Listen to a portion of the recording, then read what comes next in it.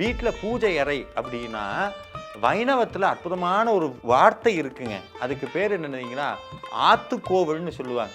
அழகான வீட்டில் இருக்கக்கூடிய ஒரு கோவில். எவ்வளோ பெரிய வார்த்தை! நம் ஆத்து பெருமாள், அவருக்கு பேர் ஆத்து பெருமாள், அதாவது வீட்டில் இருக்கக்கூடிய தெய்வம். பெருமதிப்புக்குரிய ராஜசேகர சிவாச்சாரியார் ஐயா சொல்லுவாரு, இதுக்கு பேர் பிரார்த்தனை.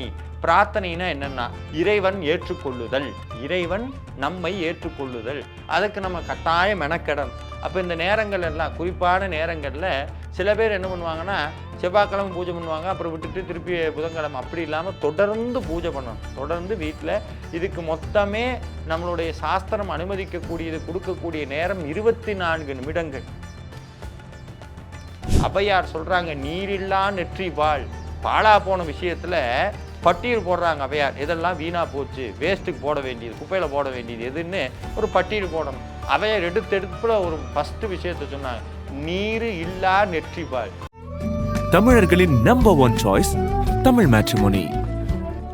ஸ்ரீனிவாசா டூர் நடத்தும் ஆன்மீக சுற்றுலா. தொடர்புக்கு 9384854560. சௌபாக்யா ஹோம் அண்ட் கிச்சன் அப்ளையன்சஸ்.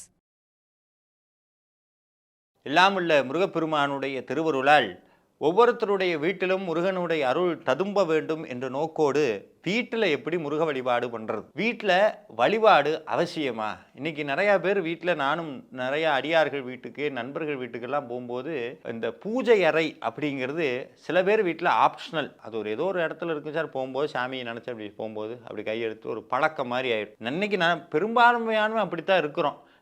பல்லு விளக்குறது எப்படி ஒரு பழக்கமோ, சாப்பிட்றது எப்படி ஒரு பழக்கமோ, நீங்கள் நல்லா நுண்ணிப்பாக கவனிச்சிங்கன்னா இந்த பல்லு விளக்கும் போது பாருங்கண்ணே, நீங்கள் வேணால் சும்மா இன்றைக்கி ட்ரை பண்ணி பாருங்கள். நாளைக்கு காலையில் நீங்கள் பல்லு விளக்குனீங்கன்னா இந்த தடவை 2 தடவை, இப்படி ஒரு 3 தடவை, இப்படி ஒரு 4 தடவைன்னு ஒரு 10 நாள் பண்ணிட்டு இருந்தீங்கன்னா 11ஆவது நாள் உங்கள் அறியாமல் நீங்கள் பல்லு விளக்குவீங்க.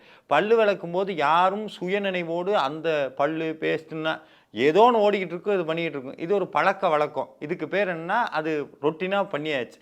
இதே மாதிரி தான் சாமி கும்பிடணும். போகும்போது சாமி கும்பிடுவோம், அப்படி விபூதி வச்சுக்கிட்டு சொல்லிட்டு அப்படி போயிடுவோம். இதை தாண்டி வழிபாடு எப்படி பண்ணணும்? இன்றைக்கி நம்மளுடைய வீட்டை பற்றி சொல்லும்போதே எப்படி சொல்கிறோம் தெரியுங்களா? பெட்ரூம், எத்தனை பெட்ரூம், அந்த வீட்டை சொல்லும்போதே முக்கியமாக நம்மளுக்கு தேவை தூங்குறதுக்கு உண்டான இடம். எத்தனை பெட்ரூமு, அது மித்ததெல்லாம் கவலையே கிடையாது, எத்தனை பெட்ரூம் இருக்குது. ஆனால் அந்த காலத்துலலாம் அப்படி கிடையாது. பெட்ரூமுங்கிறது ஒரு ஆப்ஷனல்.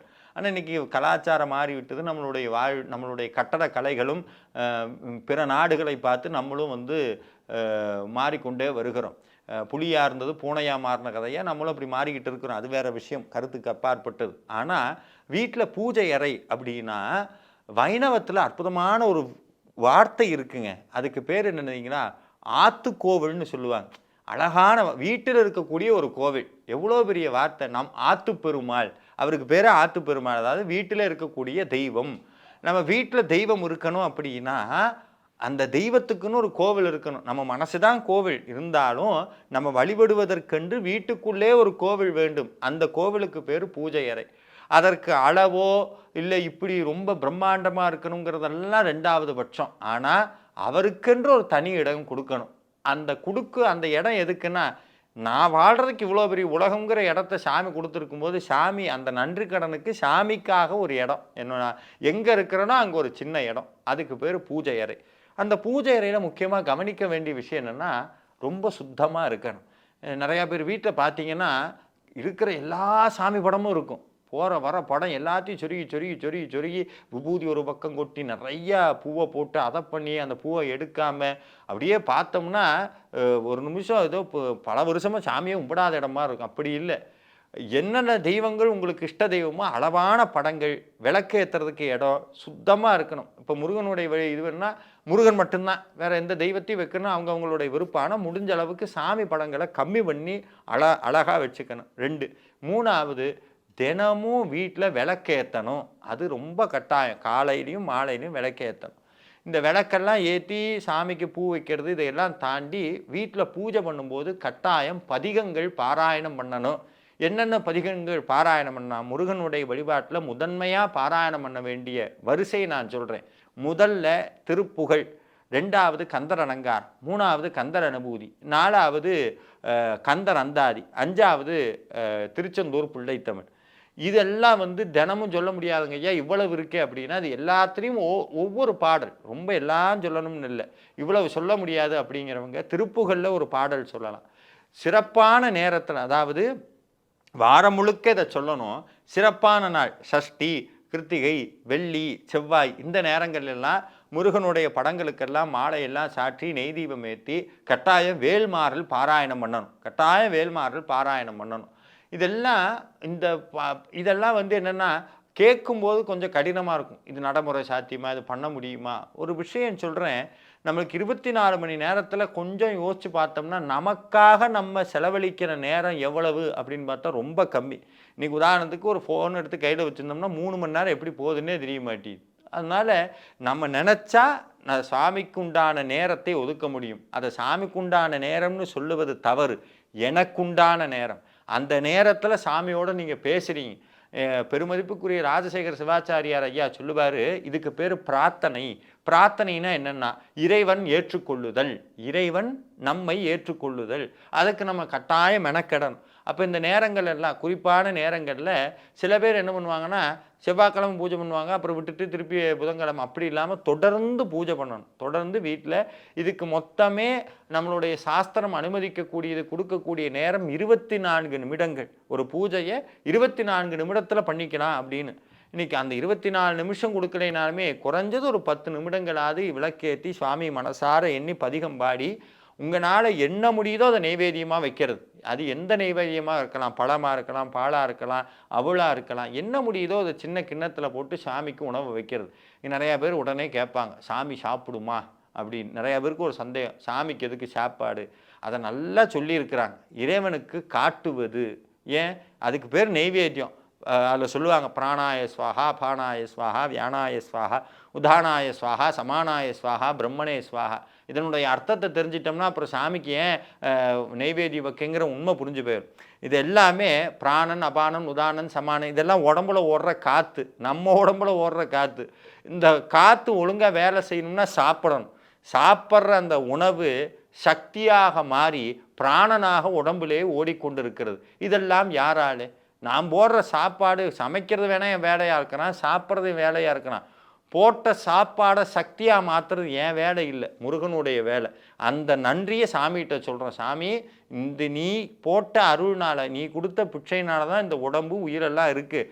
அதற்கு நன்றியாக சாமிக்கு வைக்கிற அந்த நன்றி உணர்வுக்கு பேர் தான் சாமிக்கு அன்னம் வைப்பது. அதனால தான் சாமிகிட்ட வச்சுக்கிட்டு சாமியினுடைய பார்வை அதில் பட்டால் அது பிரசாதம். சாதாரண நாளில் அது சாதம், சாமியினுடைய திருவருள் அதில் பதிந்தால் பிரசாத். சாமிக்கு நன்றி உணர்வோடு ஒரு நைவேத்தியத்தை வைத்து பதிகம் பாடி கற்பூர தீபாரணை செய்து நெத்தியில் விபூதி வைக்கணும். என்றைக்குமே நெத்தி நிறைய விபூதி வைக்கணும். நான் இங்கே வேலை செய்கிறேன், அங்கே வேலை செய்கிறேன். நான் உங்கள்கிட்ட ஒரு விஷயத்தை தெளிவாக சொல்கிறேன். பல நாடுகளுக்கு போயிருக்கேன். அங்கெல்லாம் வந்து சமய சின்னத்தை அணிவதற்கு அவங்க தயக்கமே படுறதில்லை. மித்த எந்த சமயமும் அவங்கவுங்க சமய சின்னத்தை உடுத்தி கொள்வதற்கோ அணிவதற்கோ அவர்கள் எந்த விதமான கூச்ச சுபாவமோ எதுவுமே படுறது. They are very proud. எங்களுக்கு கிடைச்ச பொக்கிஷங்கிறான். ஆனால் நம்மக்கிட்ட இருக்க ஒரு பெரிய தவறு என்ன தெரியுங்களா? சமீபத்தில் ஒரு காணொலி என்னை மிகவும் மனதனுடைய வேதனையுடைய உச்சத்துக்கே போச்சு. என்னென்னா, அதில் ஒரு ஏமாத்துற மாதிரி ஒரு சீன் வருது. உடனே அந்த பெண் நெத்தியில் நாமம் போடுறாங்க. இன்னொரு பக்கம் அந்த பையனை ஏமாத்துற மாதிரி சீன் வருது, பட்டை போடுறாங்க. இது எவ்வளோ பெரிய ஒரு அவமானத்தினுடைய உச்சம். திருநீற்றினுடைய மேன்மை தெரிந்த நாமத்தினுடைய மேன்மை தெரிந்த நம்ம தான் இன்றைக்கும் பேச்சு வழக்கில் சொல்கிறோம், நாமம் போட்டான், பட்டை அடிச்சிட்டான் அப்படின்னு. இந்த மாதிரி எப்போ நம்மளுக்கு அதனுடைய பெருமையை தெரியாமல் இருக்கிறோமோ அப்போது வரைக்கும் வாழ்க்கையில் நம்மளுடைய இன்னொரு கட்ட வாழ்க்கைன்னு இருக்குது. நிறைய பேர் என்னுடைய ஆசான் ஜெயமோகன் சொல்லுவார், 2 வாழ்க்கை இந்த உலகத்தில், 2 வாழ்க்கை. ஒரு வாழ்க்கை உடுத்துவது, உண்பது, இனப்பெருக்கம் செய்வது, பிழைப்பது, சாவது. இது ஒரு பக்க வாழ்க்கை. இன்னொரு பக்க வாழ்க்கை இருக்குது, கலை உணர்ச்சி, வாழ்க்கையினுடைய நுட்பங்களை அறிவது, பேரானந்த பெருவழிக்கு செல்வது, பயணிப்பது, தெரியாத நுட்பங்களை தெரிந்து கொள்வது, வாசிப்பது, இதெல்லாம் ஒரு வாழ்க்கை. ஆனால் இந்த சைடு ஒரு வாழ்க்கை நான் சொல்ல பாருங்க, இதுக்கு இறைவனுடைய அருள் வேணும், அது இருந்தால் தான் போக முடியும். ஆனால் நிறைய பேருக்கு அதை பற்றி சுவாரஸ்யமோ அதை பற்றி எந்த விதமான விழிப்புணர்வும் இல்லாமல் போனதுக்கு காரணம் என்னென்னா, நம்ம அதை பற்றி தெரியாமையே விட்டது. ஏன்னா நம்ம தான் இப்படி கிண்டல் பண்ணிகிட்டு இருக்கோமே.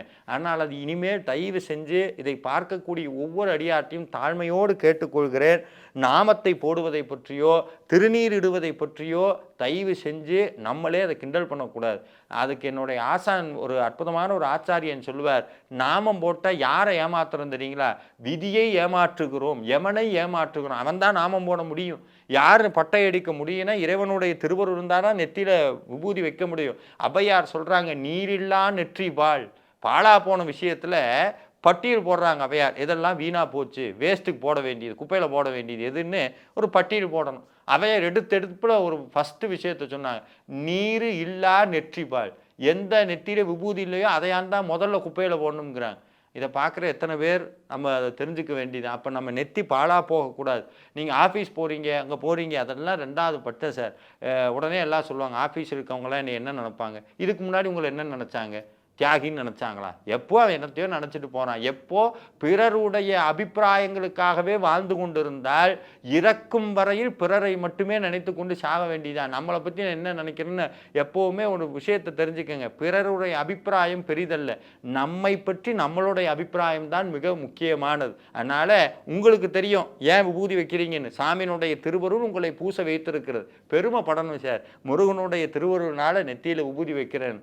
நீங்கள் வாரியார் சாமி சொல்லுவார், நெத்தியில் விபூதி வைக்க இந்த முகத்தில் இருக்கக்கூடிய அந்த லட்சுமிக்கு எதிரானது சொல்லுவாங்கள்ல, பீடைகள்னு சொல்லுவாங்க, உடம்பு விட்டு ஓடிடுமா. நெத்தியில் விபூதி வைக்க வாழ்க்கையில் பிரகாசம் உண்டாகும். அதனால் இதை பற்றி உண்மையெல்லாம் தெரிஞ்சுக்கிட்டு அப்புறம் வைங்க. இதை பேசுகிறாரு உடனே நம்ம கமெண்ட்ஸில் இதெல்லாம் பொய், அதெல்லாம் அதுன்னு எல்லாம் அதில் அப்புறம் போடுறதை விட்டுவிட்டு நிறையா தேடி கண்டுபிடிச்சி படித்து பாருங்கள். என்றைக்குமே ஒரு விஷயத்தை சொல்கிறோம் அப்படின்னா எதுக்கிறதுக்கு முன்னாடி நிறையா அதை பற்றி தெரிஞ்சுக்கணும். அப்போ இதை நீங்கள் தெரிஞ்சுக்கிட்டு நிறையா அந்த சமய உண்மையெல்லாம் தெரிஞ்சுக்கிட்டு முருகப்பெருமானுடைய அருளை புரிந்து கொண்டு நெத்தியில் விபூதி வச்சுக்கிட்டு உங்கள் வாழ்க்கையை தொடங்கி பாருங்கள். உங்கள் வாழ்க்கையினுடைய மேன்மையை உங்களால் காண முடியும். ஞானம் வேலை செய்யும், அறிவு வேலை செய்யும். நெத்தி நிறையா விபூதி வச்சு பூஜை முடிஞ்சோன்னே நெத்தியில் விபூதி வைக்கணும். ஒரு 10 நிமிடங்கள் தான் இந்த பூஜைக்கு நம்ம செலவழிக்கக்கூடியது. ஆனால் இந்த 10 நிமிடங்கள் நம் வாழ்க்கையில் மிகப்பெரிய மாற்றத்தை கொண்டு வரும். அதனால் தினந்தோறும் இறைவனை விளக்கேற்றி வழிபடுங்கள், தினந்தோறும் திருப்புகழ் பாடுங்கள், நெற்றி நிறையாக நீர் அணியுங்கள். நிச்சயமாக முருகவேல் பெருமான் உங்களுடைய வாழ்வை மாற்றுவார். நன்றி, வணக்கம், முருகாச்சரணம். தமிழர்களின் number 1 choice Tamil matrimony. Srinivasa tour நடத்தும் ஆன்மீக சுற்றுலா. தொடர்புக்கு 9384854560. Saubhagya Home and Kitchen Appliances.